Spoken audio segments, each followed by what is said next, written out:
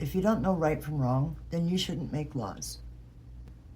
Thanks for coming back and joining me on my 10-part series, Qualified to Lead. This is episode 2, Ethics and Moral Philosophy. Being smart isn't enough. You can be intelligent and still be corrupt. You can know the rules and still break them for power.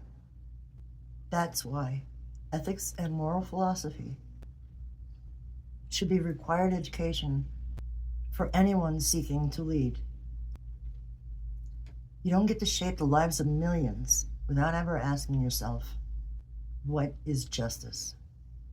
What is a good life? Or, what do I owe the people that I serve? We're not saying that politicians need to be monks. But if they've never examined the difference between right and wrong, outside of what their donors want, then they have no business writing the rules that the rest of us have to live by. Part 1, the ethics gap. Right now, anybody can run for Congress without ever taking a single ethics course. They can make laws about life, death, war, healthcare, and justice without understanding the basic principles behind fairness, harm, or accountability. And this is why we get policies that benefit the few at the expense of the many. It's why billionaires get tax breaks, while working families drown. It's why some lawmakers have zero shame, voting against clean water while sipping from a $5,000 gold tumbler. If you want to hold office, you should be able to explain what makes a law ethical, what the harm principle is, how utilitarianism, virtue ethics, and deontology differ, how power can corrupt, and what to do about it. Because power without ethics is a weapon. Part 2, moral philosophy isn't just theory. People hear philosophy and they think of ivory towers and tenured professors. But moral philosophy is real. It's the foundation of every law, every debate, every decision that affects human lives. Should we go to war?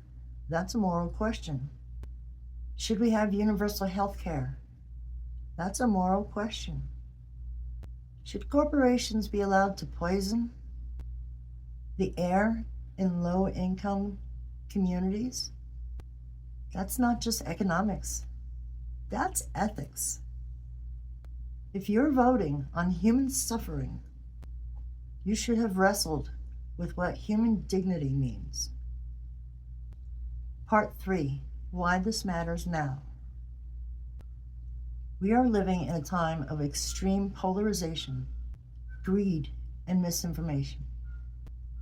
Politicians are rewarded for outrage, not for introspection. They are coached to perform, not to reflect. That's how we ended up with leaders who legislate like it's a game show.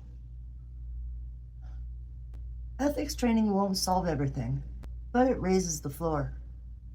It creates a standard, a much needed standard.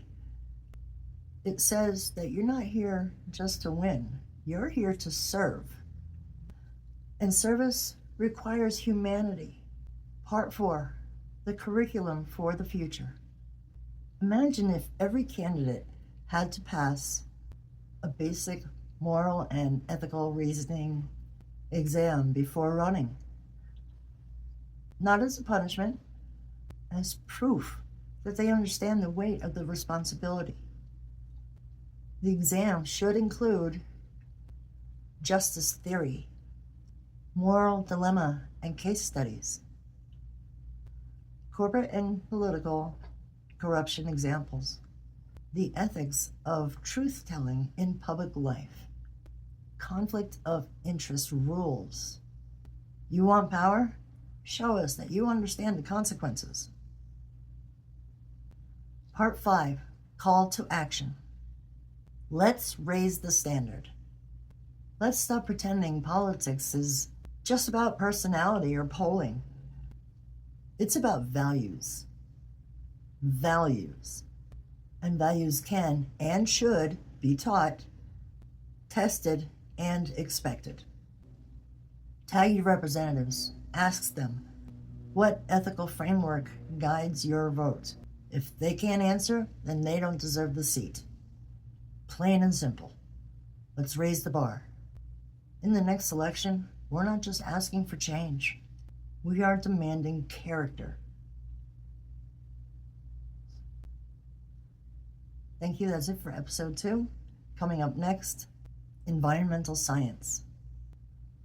Because lawmakers voting on climate policy should understand how the planet works. Thank you for all your views. Thank you for your wonderful comments. Thank you for your likes. And I really appreciate you guys sticking around this long. If you want to add something to the series, to the test that you think that every politician should take, let's talk about it in the comments. Okay, thanks. I'll see you there. Bye.